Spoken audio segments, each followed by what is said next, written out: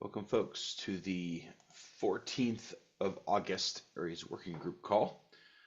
The link to the agenda for this call is in the chat, or you can find it on the regular wiki location. Um, this is a hyperledger call, so the antitrust policy and the code of conduct are in effect. Links to those and details can be found in the agenda. Please raise a voice if you find anything out of order so that we can get it corrected as soon as possible.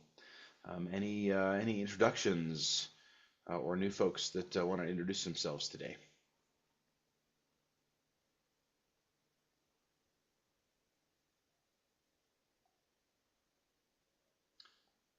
All right. Any announcements? We have a couple. Stephen, this looks like you, maybe.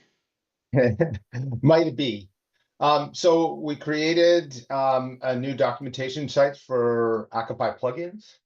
You want to just click on that and take a quick look at it, just to show people that it's out there. So this is Akamai plugins.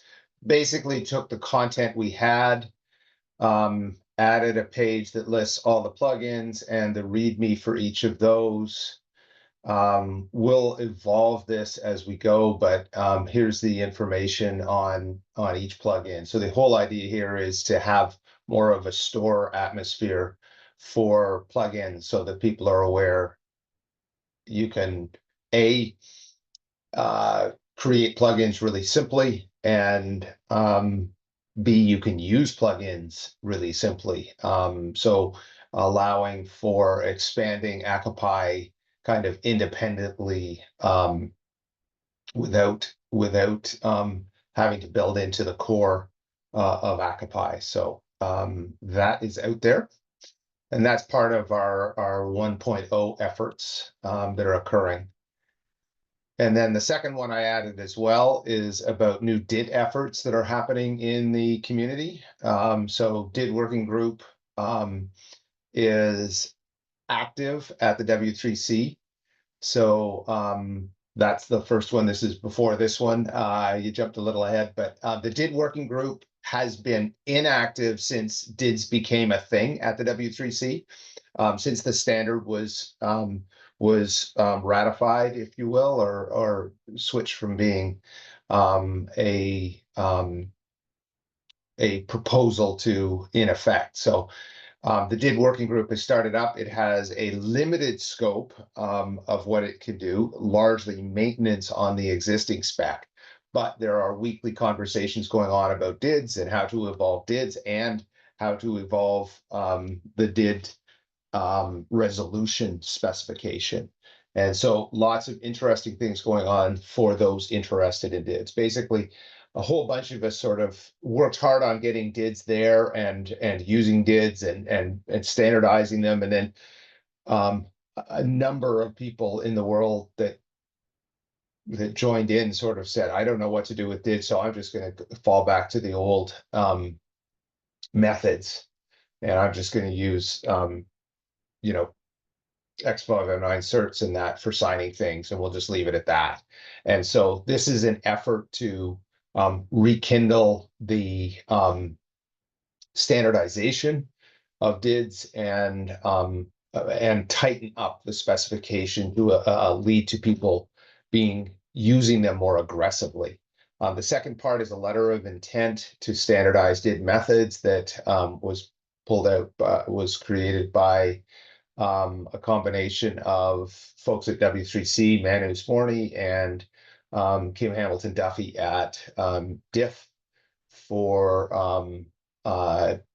pulling together certain DID methods, specifically focusing on DID methods to standardize those and to raise up from the 200 or so DID methods, key ones, important ones that are standardized and can be used in broadly. And so that's what this message is about. There will be meetings coming up in the next month to kick off this effort and to create working groups around really building out and tightening the DID method specifications for these DID methods and to contribute to awareness and using of DIDs overall. Any questions or comments on that? Did I get that all right, Sam? Patrick's got his hand up. Yeah, that Oh looks yeah, right. Yeah, Patrick. one quick comment, one quick question. So quick comment, this is really good. For those that don't know, there's not a single DID method that is a fully recommended standard yet. Everything is either a draft or um, a document. There's no fully recommended DID method that exists of my knowledge. And I would point out, Patrick, before you go on, there will never be a recommended because it's decentralized identifier.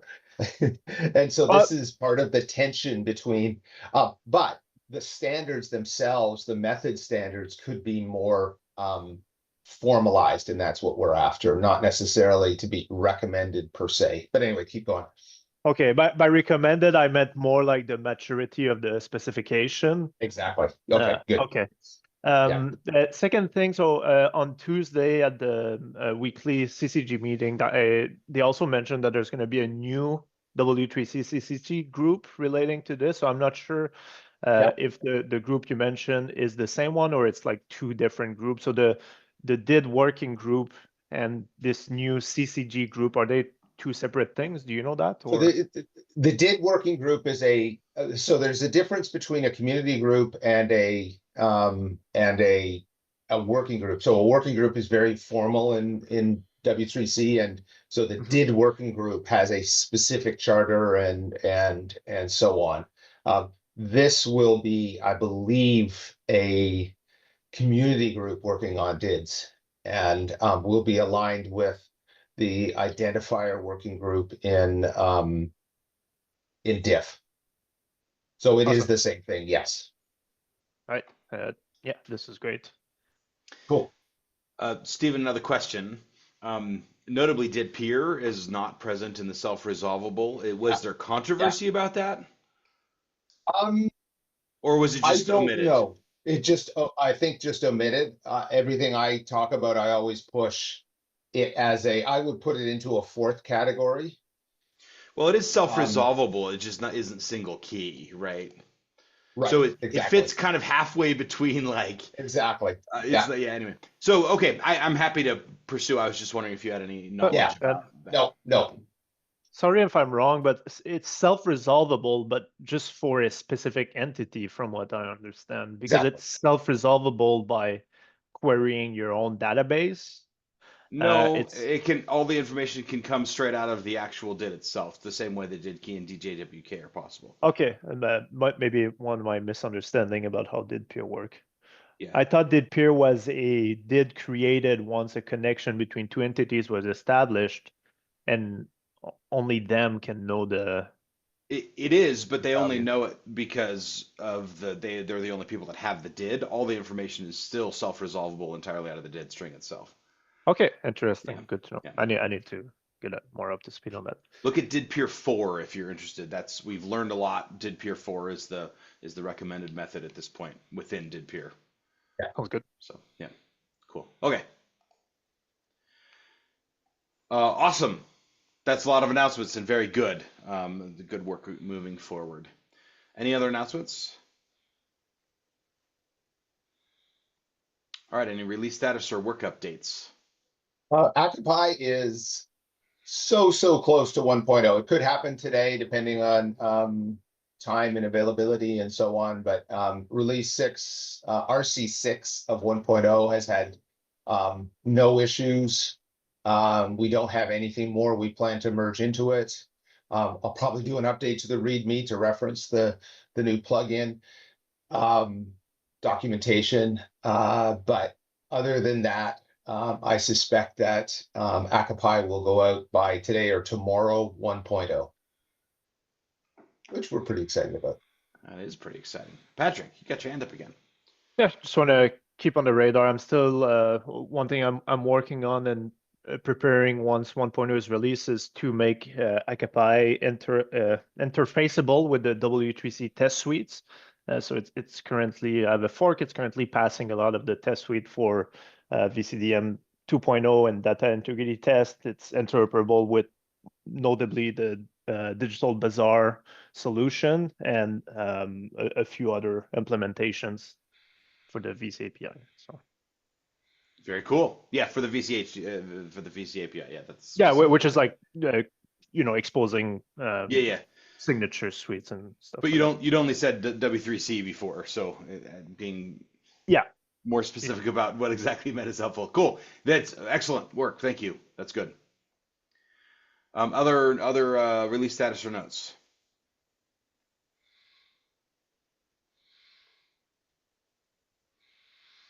All right. So top of the list here is a future of Aries discussion. There was a message posted by John Jordan to the mailing list as well, which is easier to link to, and also Discord. And so that's prompting our discussion today. This relates somewhat to the Open Wallet Foundation. These are conversations that we have had sometime back when the organization was quite new. A lot's happened since then, both with OWF organization maturity as well as canary projects, if you will, that have moved from the Aries community over into the OWF. And so that is a little bit of a different stage for this conversation than it's had previously. And so I will pass. Before we do that, any adjustments to the agenda, topics that need to be included, etc., before we jump into that topic?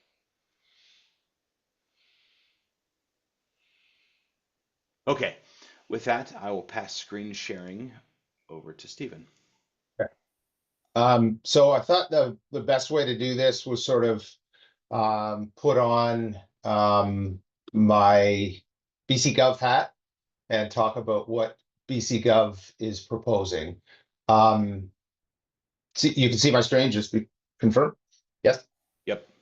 Okay, so this is a BC Gov proposal, so this is not a, you know, strictly from the viewpoint of BC Gov. And second, the idea is, as John put out, was to apply to move Akapai to OWF. So just to make sure that I don't phrase it in such a way, we're going to move Akapai to OWF because it's an application process. We have to be, if we decide, if the BC Gov proposal is accepted by the Aries maintainers and we agree to move forward, there's still an application that goes to the OWF oversight committee to see if it's accepted. So just to make sure that everyone understands the context, that we're not jumping ahead of decisions and things like that.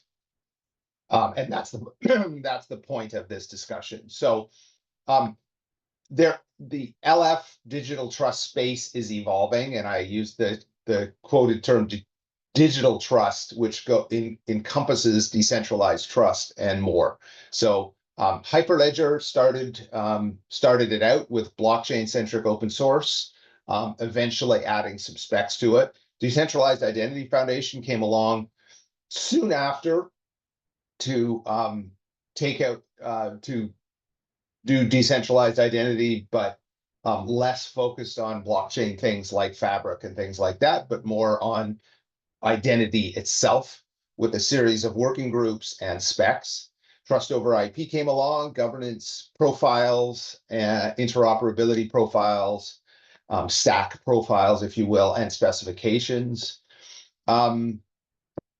Guess it was about a year and a half ago, Open Wallet Foundation came along for wallet open source. So not specifications, strictly open source and focused on wallets holding credentials and related tools and capabilities around that.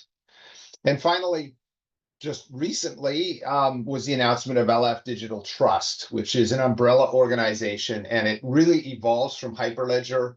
It pushes governance down from Hyperledger to its projects, and that's what we've seen so far is the biggest thing, which is if you've been on, well, if you were on this call last week, if you were on the Indy call yesterday, the AnonCreds call Monday, and I'm sure every other project within Hyperledger, there's a charter, there's a legal agreement, and there's a technical steering committee at the project level instead of just at the Hyperledger level. And so it's really pushing down that governance into and in the control of the maintainers of the separate project.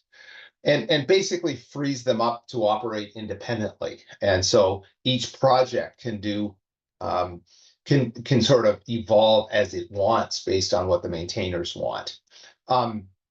Where does Aries fit in that? It's got blockchain roots, but it's really client side. If we started it today, I don't think we would even consider putting it in. If what Aries is today was created today, it probably would be in OWF and start up there, or independent, as several have done. It's DIDCOM based historically, but expanding beyond. It's indie based from a DID method perspective, but expanding beyond. It has a non-creds roots from verifiable credentials, but expanding beyond. So in all of its approach today, it's going well beyond the roots that it began with as embedded in the indie project. It still has that heritage, but is gone far beyond that. And the other thing about it is it's always had independent projects, if you will. Aquapy and Aries VCX and Credo and to less extent Bifold have been independent of one another in that they've pursued the goals of the maintainers, what was needed at the time, and so on for each one. And even, you know, the archive projects, Aries Framework .NET and Go were very much focused on what their maintainers thought was important versus some global view of Aries. But we did have a common mechanism to work forward. But each one evolved as desired. Sorry, just checking on the chat just to see if anything was going on there. So there is not a status quo option is our argument, which is why, you know, one of the big reasons why this is coming up. The Hyperledger to LFDT means that decisions have to be made. Branding, governance, administration, all of those things have to be at minimum discussed and potentially changed. Some of them have to be changed. The governance has to change. There's a bunch of things happening in administration that has to change. So status quo is not really an option. Patrick. Is that from the Aries standpoint, or like this branding, governance, administration? Is that what you're talking about, or about Hyperledger? That's about everything that was within Hyperledger. Like Besu has, as I understand it, has dropped the Hyperledger branding and is now Besu. Right. All of the groups are Yeah, sort of freed so up similar, to make more decisions. similar to the discussion at the ND call. Yes. Same kind of idea. Okay. Yeah. Yeah. Sean, got that right? Yeah. As far as the difference between OWF, well, in regards to the project charters and contribution agreements, the same policies apply to Open Wallet Foundation as they do to Hyperledger. So we're having similar conversations and getting project charters together with every one of the Open Wallet projects as well. And that the goal of the project charter process in general is transparency. It's making sure anyone can understand how a project is governed, what are the rules of the road. And it's not that projects weren't properly being governed, and we just want to make it explicit so that anyone coming to a Linux Foundation project can understand how decisions are made and how they can participate. And you know, it's not, well, we always did this, but no one ever wrote it down, that sort of thing. Well, I mean, I would argue Hyperledger had them, and we just inherited them. So I always thought it was completely understood, but that's me. Sure. Patrick? Yeah, so it's something. So there was a mention. I don't know if you're going to get to it later, but there was a mention about RFCs moving over to DIDCOM. So does that mean that they will no longer be called Aries RFC and they will just be sort of DIDCOM RFCs? I'll get to that in a bit. Okay, perfect. So the So proposal your point, Stephen, I think that you're making here um, is that adjustments will happen because because we shift things to other organizations, including the OWF, or because of the shift to LFDT. And so right. shifting is happening Yes, regardless of whatever else, is the main point you were making in the last slide. exactly. Yeah. Exactly. Yeah. Yeah. Yeah. So what BC Gov is proposing is simply that Akapai apply to move into a OWF. That only talks about Akapai, doesn't talk about anything else. We've considered this for some time. We've had a bunch of discussions when OWF started at the Hyperledger Global Forum in Vancouver, after when the Credo TS bifold move occurred and so on. The LFDT kind of forces decisions, and at this point we think, and John outlined why, but we think that the OWF move is the best option at this time. And with the 1.0 release, we think it's a good time to build on the build on the branding, the capabilities, the power that it brings, that Akapai brings. So that's why now we think is a good time. Our goal 100% is to expand the user and contributor base. The wallet space has many issuers and verifiers that need to be built out. We think that Akapai brings a great deal of power in all of those areas that I listed on the previous screens, and it's evolving nicely, that we can transition to DIDCOM 2. We can support OpenID for VCs. We can support SVJOTs. We can support publishing verifiable credentials in the VCDM format that expands supply chain use cases and so on.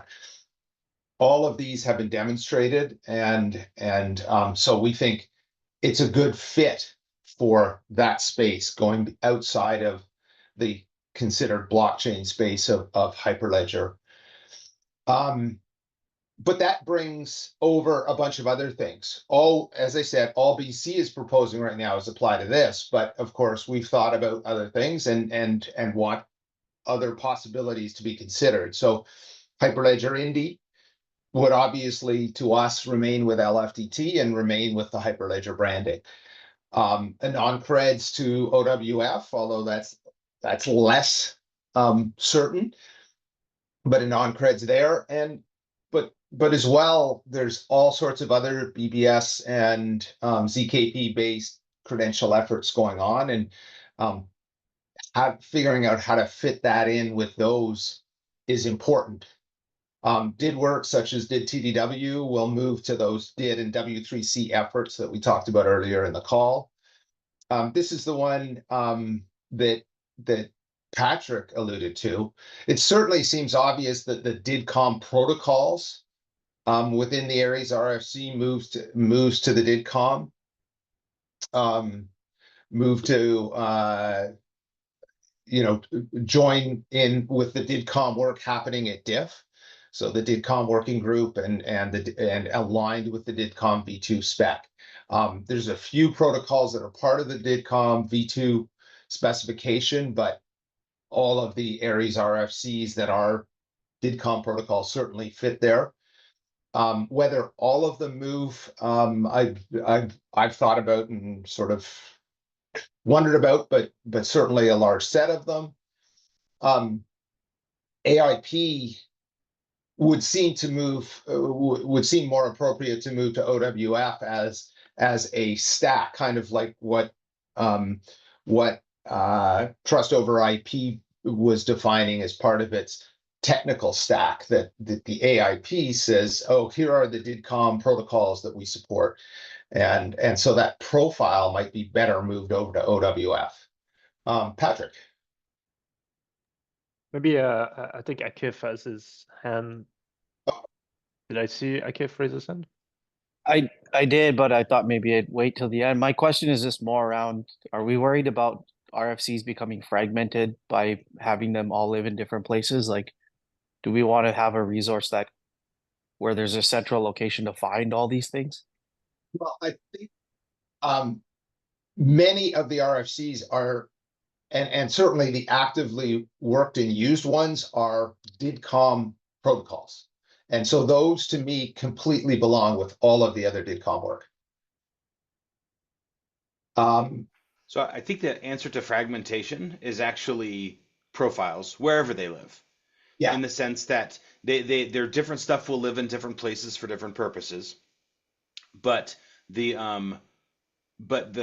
fact that folks get together and organize an interop profile that highlights the specific pieces of all the the different elements that make that happen, then becomes the central place where the focus becomes, which I think is a great place for that to be, because it gets real specific about exactly what's necessary for interoperability, etc. And so Yeah. I think that's the anti-fragmentation thing to highlight. Aries has long been a place that solved multiple problems at different levels. There was some protocol design, there was various software packages, various common elements, various sorts of things, and it primarily happened there because there wasn't anywhere else for it to really happen, or certainly that was convenient. And so, to Stephen's point, if this was all being created today, these different things, likely would have been created or begun in some different environment. And so, in some ways, the Aries stack has been sort of this full stack design that went all the way, top to bottom about how you actually made something work. And that was a really good example of why things worked early within the Aries ecosystem. But part of maturing of an ecosystem is sort of having stuff live in different places, and that has been evident not only with things like DIDCOM moving out to the diff, but also the anon-creds work, etc., kind of happening in sort of separate pieces of work.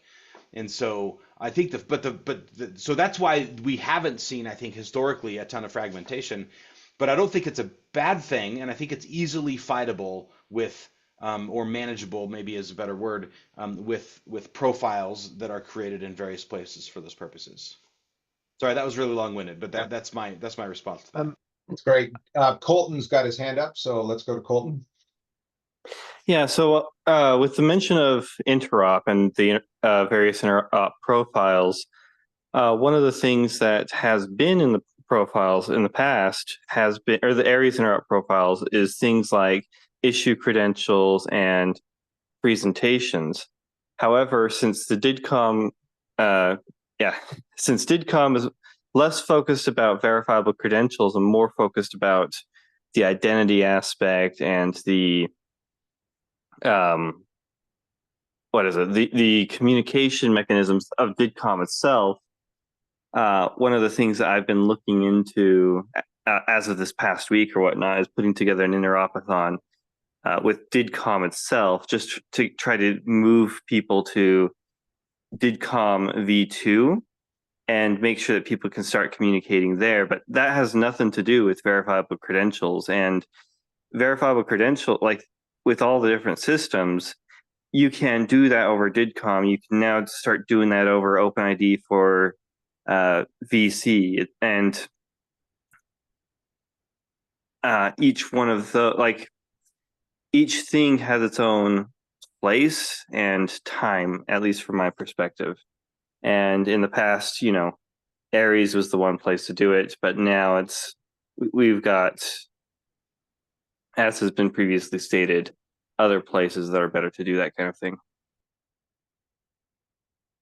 I have a few thoughts for this. So AIP for me currently is really tied to DIDCOM. There's two AIP profiles, and they're all about which DIDCOM protocols that you use.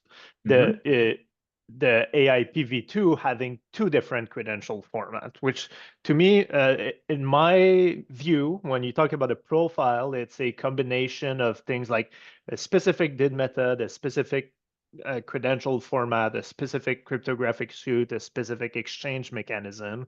And when you put all these together, you have your profile. So if I say I want to do verifiable credential data model 2.0 with DIDCOM using DIDWeb and a data integrity proof, that's a profile in my current view of things. So I would be curious to know if we would want to consider when it comes to AIP to sort of rethink what is an AIP, because currently AIP for me is very strongly tied to DIDCOM, and moving the AIP separate than the DIDCOM work for me is kind of slightly confusing. So if these profile can go along to OWF, I would probably rethink what we think of, rethink what are these profile and showcase the different profiles that Akapai can support or Aries can support, because as Mhm. Sam mentioned, um, I've always seen, at least Akapai and surely Credo is the same thing. It's more like a toolbox, or like I Yeah. like to think of a Swiss Army knife, right? A thing that can do multiple things. And your controller is the one that will decide what's your profile, like which features am I going to use in my solution. So outlining what is possible in these different profiles might be a good idea. Keeping the profile as they are right now, I think it's too tied to DIDCOM for just because historical reason how Akapai came about. Yeah, I mean, part of the reason is we haven't had discussions about, about AIP3 and things like that. Or if there's, different profiles entirely, which Well, is kind of what you're talking about. So, because yeah, is it really a successive incremental like this, or they're just different profile? Because for me, like could be AIP1 or exactly. AIP2 is like, oh, well, AIP2 is the improved one, but that's not really what it is, right? It's just a different way of doing things. I think the thing is that, like, if you look between issue credential V1 and issue credential V2, this is a clear example that issue credential V2 is just better, right? You can do more Yeah. things, you can have I, your filters, I, but I think the main point is that this is all good, valid discussion, but to bring it back a little more central to what Stephen's proposing, I think that profiles generally move to other places like the OWF. Yes. Yeah. Whether they're called AIPs or not, or whether they're Exactly. successive or other things, is all good discussion. But Yeah. profiles generally happen other places, including the OWF. Yeah.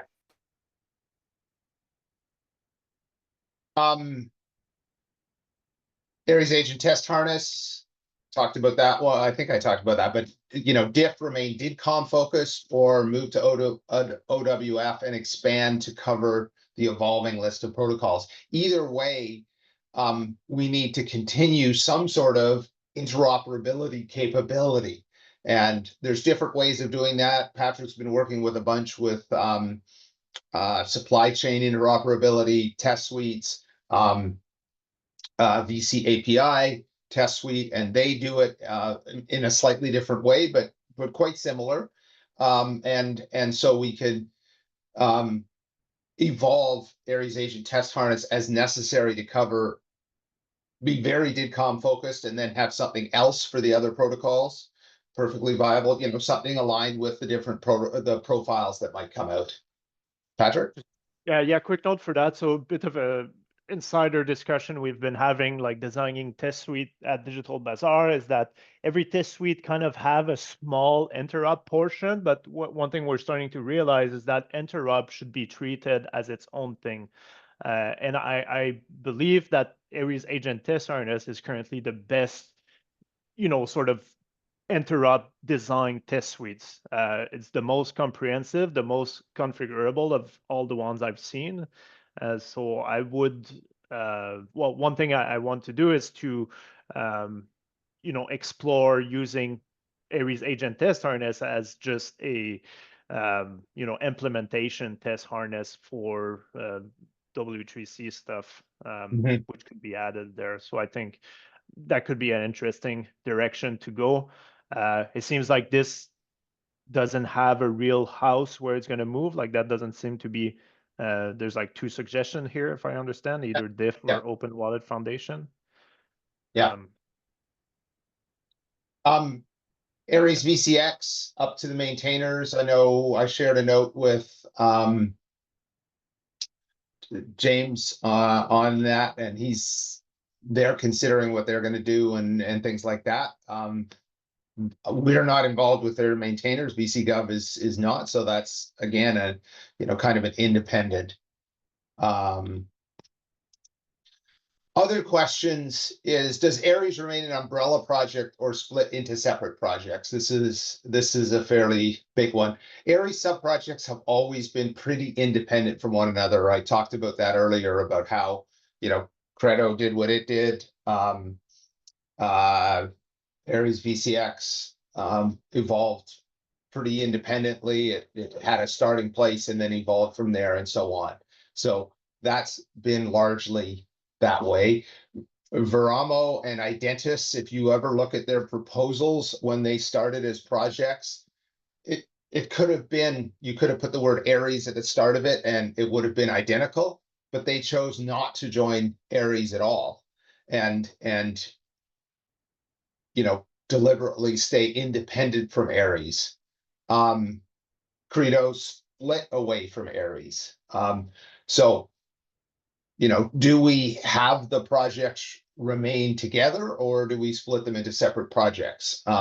So if we go to OWF and Aries VCX decides to do the same, do we move them as together as Aries or as two different independent projects? I don't have any idea what Credo wants to do, whether if we moved over to OWF with Akapai, would they want to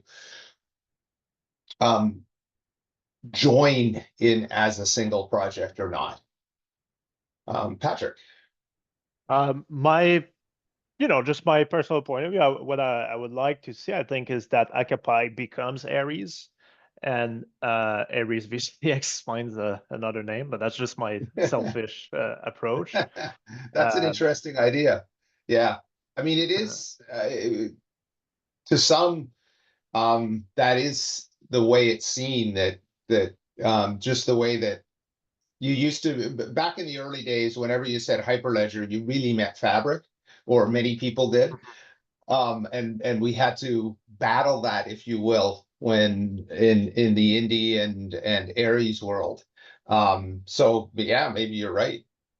Aries or Aries agents. Yeah. Do we retain the Aries name? Our current plan is to keep the Akapai name, but the leading A could become Akapai Cloud Agent Python, to borrow from GNU.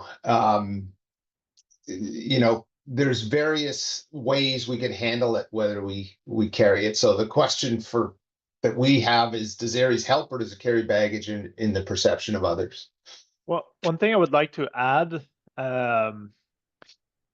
regarding the baggage, I could foresee this being used as someone saying that it's not a good solution based on like misinformation, right? Yeah. That just depends how it's going to evolve.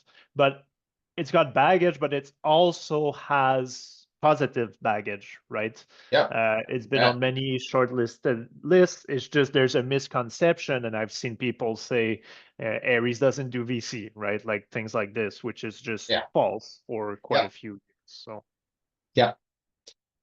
And then the last is, where do we meet for interoperability? We being Veramo, Identis, Credo, Akapai, all of these projects that implement the same protocols, implement the same VC format, support the same VC formats, and so on. How do we expand out? So this really is about that, previous discussion, if you will, on Aries Agent Test Harness and what test suites become available over time. So how do we make sure that all of the projects that want to have software work together, run together, have a place to go to literally test their software or discuss and work together on things? I feel That's like that's the W3C's mission. The W3C was always about different software, you know, being interoperable with each other. Mhm. I think it should also expand to not Veramo Identis, but to join in with this. So currently, like they use the VC API just as an interface for test suites. But I think if the agent test harness can be expanded to do both DIDCOM and VC API interface, this could be an interesting location to go. And I think it would ultimately just join all these implementations together. One of the VC API call attendee, he's currently building a solution with Credo, right? So this is like everything Yeah. is close together. So I think W3C would be my vote for interoperability stuff. Interesting. Yeah. Keith. Sorry, I just wanted to round back to the discussion about renaming. I Yeah. my Yes. Okay, so I'm of the this is just my personal opinion that if you keep the name Aries and move it over, could there be confusion that stems from projects that are no longer really supported? Like when people start looking for Aries, that they're looking for projects that are not part of sort of that move over. And then to second James's point in the chat here that there are Yeah. some projects that should be moved over as part of that. So maybe considering like a renaming or a rebranding altogether and then thinking about all the projects that need to move over with it. So there's Yeah. like a clear sort of separation, I guess. Yeah. I mean, the big one is this first line, which is assuming Aries VCX wants to move over as well. Do we move them over as independent projects or as a single project? If we move them over as independent, then it kind of becomes moot, and the Aries brand, if you will, is diffused into the separate projects. If we move them over as an umbrella project, then it stays around, and that's what's got to be kind of figured out. Certainly, if we from a work perspective, it would be easier to keep it because we could just move over all the repos without having to rename them or anything like that. So that's not that's not that becomes easier, but so Yeah. I think renaming everything becomes even more work from a just administrative, just mechanical work, if you will. I mean there's a lot of repos that reference Hyperledger in their documentation. So we'd probably have to go through that step anyways. Like and I'm comb less through and worried about remove references. documentation. Yes, it's actually, I'm talking about, Docker scripts and deployment scripts and Argo CD pipelines and so on that reference repositories where Docker exists and so on and so forth. And that's the hard part. The repo, actually changing the repo name is to get rid of Aries would be hard compared to leaving it.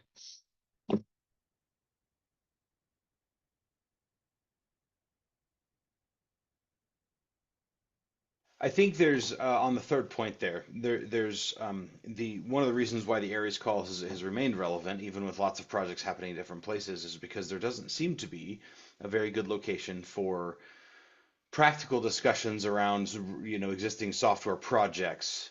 And so this is one of mine, is that when all of whatever ends up happening is done, I think there ought to be some sort of replacement to this call. Now, it could be titled 100%. something different. It could be in a different organization.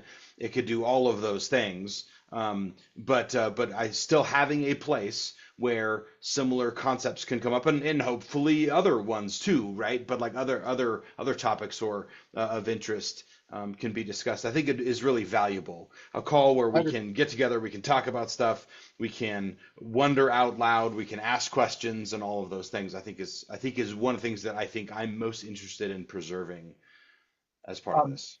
What I meant more by putting the double quote, the quotes around the we, is it's larger than this community. So at minimum, it needs to continue, but we've never had a lot of participation from, for instance, the Credo team, or at least not in not in a long time. The ABSA based Aries VCX team that was before the current one wasn't here very often, and a lot of that was just logistics. But I'm trying to figure out the broader we in this. Absolutely, this is a crucial call and needs to continue regardless of where the community evolves. But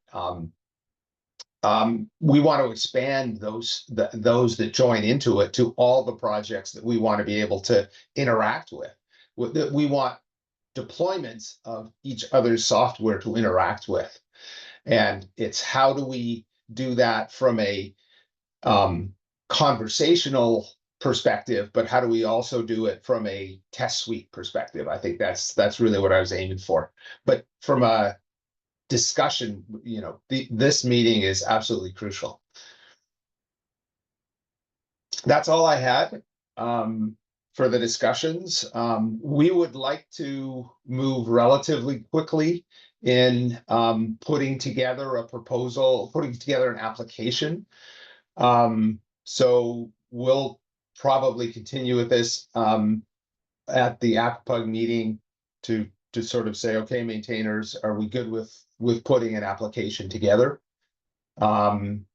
There's a few others that I think are naturals to move with Akapai. Anything Akapai related, repository wise, would go. ASCAR as well would go as likely a separate project, but absolutely should have been in OWF long ago. It is the ultimate of what fits in OWF. So ASCAR, we don't talk about it a lot, but it probably it most certainly should move over independent of Akapai, and be transitioned. So maybe we could talk about that one specifically next week and continue the conversation to try to get to decisions.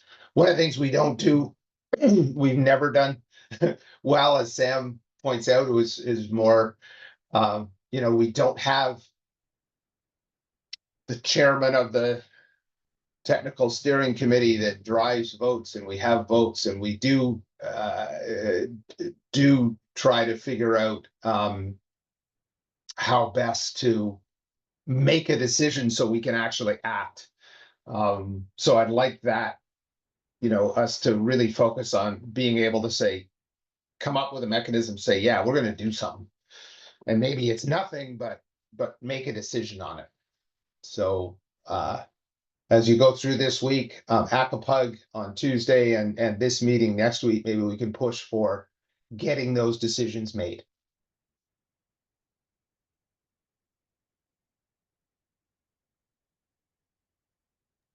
I think this is a good discussion. Thank you for bringing it up.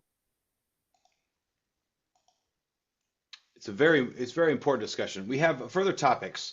So logistically speaking, I will be out next week and unable to join the call, which I think is fine. This doesn't need to wait for me. But I think that we should have under discussion what different aspects of things could actually happen as to continue this. So this proposal's been made. We've got all of 7 minutes left, and I'm happy to use those 7 minutes to the full so we can. But recognizing that we're unlikely to resolve all of the things that we have, and so or all the things there. So one of the things that I think could be really cool is to highlight the topics that we know we need to discuss now. And also that as independent, members and projects, et cetera, within the community, we can discuss proposals on what we think might actually happen. And I think that would be a valuable way to keep that going forward. So any topics that we can identify now would be good to put on the list. And Stephen, will you be around next week to facilitate a discussion on at least some of them? Yeah, that would be awesome. We could do that. Yeah. Yeah. And then I will listen. I just won't be around next Wednesday. Okay. So or most of next week, realistically. So any topics that we want to put on the list right now that are an aspect of part of this for discussion? I mean, the first decision is Akapai and Askar move or not. Like, get the proposal in. And as I say, since that's an Akapai discussion, we'll definitely have that in the Akapug meeting, which is next Tuesday. So is Um, the plan to also apply for ASCAR? Yes. Hmm. And we can have the Askar, since it's kind of outside of Akapai, Yeah, it next does week have, as well. But yeah. I think Askar is like, I think it probably should have gone when Credo went. Yeah, It and just ASCAR makes the does most sense there. have like issuing functions and stuff of its own. Like it's not just it can do things. Yeah, what its scope of what it does, it can evolve. So, one thing that I think is important to discuss as part of this is framing. If we are uncareful with this, I think that it looks like Aries explodes. I think that if we're careful with this, then we place the right pieces of Aries in the right places, which leads to the basically accelerating existing efforts with the success of Aries. There's lots of projects that are quite theoretical in nature, and they're reaching for great things, which I applaud. But recognizing the progress, including production systems that we in the Aries community are involved in, I think is really important as part of this. This isn't an idea. We've done real things. And I think that highlighting that is important. And so the framing of how this actually occurs, I think, is rather important. And I think that being in either in too much of a hurry or not being careful about how this is done can, I think, cause significant problems in the perception of Aries, meaning that the pieces that actually do move to various places are received warmly and welcomely instead of as someone's project that they don't want anymore. Because that's not what's happening. We are not. This isn't a failure of any kind. But the fact that we now have better places that various pieces of this can move, I think, are a huge success here. And I think that considering the framing of all of this, I think is an important discussion to have, and how it's done and communicated, so there's clarity around it instead of just a whole bunch of sort of random things happening from the outside that people are observing, trying to wonder what happened. Most of the people that are, that I think need to understand what's happening is everything else. So there can be a formal vote for this. What I think would be useful to have in advance of a formal vote is a bit of a straw poll about what's actually happening, including sort of different types of proposals, and maybe what we do or focus on next week is gather some quick proposals about what actually happens for discussion, and then some sort of measure of consensus about different approaches that are actually happening here. I think that while the BC Gov proposal is specifically about Akapai and Askar, I think that failing to consider the rest of Aries as part of this project would be more or less catastrophic to the progress that we've made as a community. And so I'm not at all opposing what they're saying, but I think that it cannot be considered in a vacuum because of the implications for the rest of the community. Other topics that folks want to get on the list, and of course more can come up next week as we expand or try to come up with more concrete blanket proposals that involve what BC Gov is proposing, but also consider the other aspects of what's going on.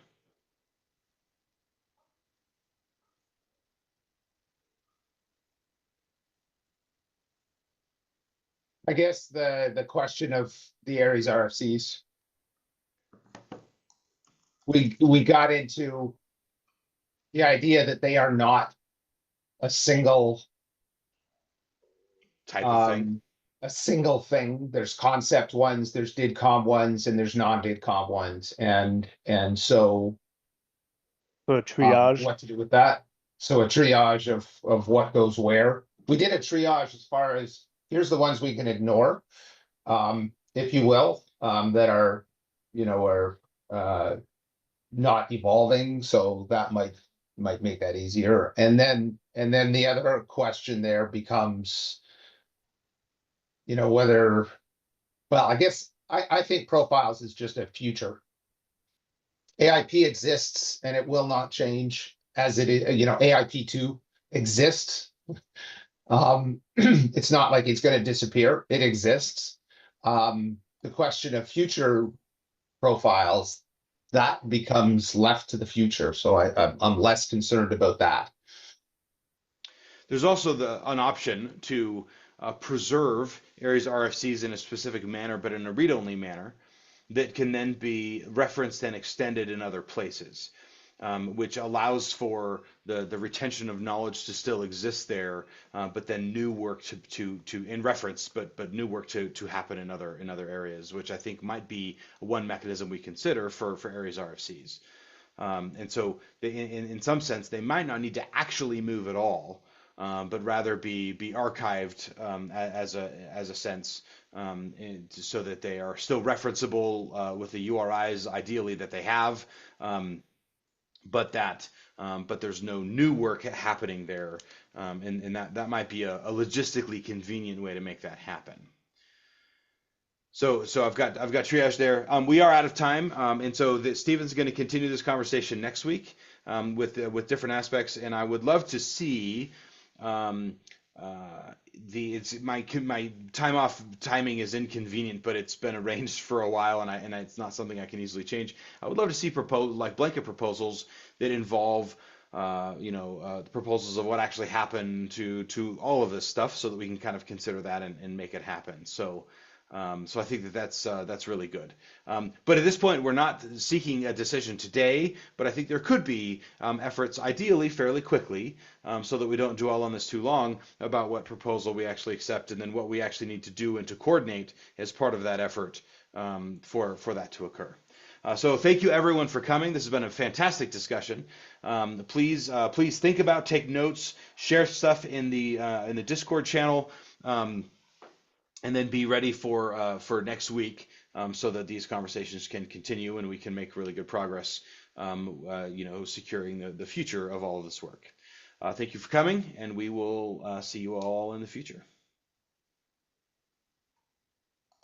Thank you. Thank you. Thanks, everybody. Yeah.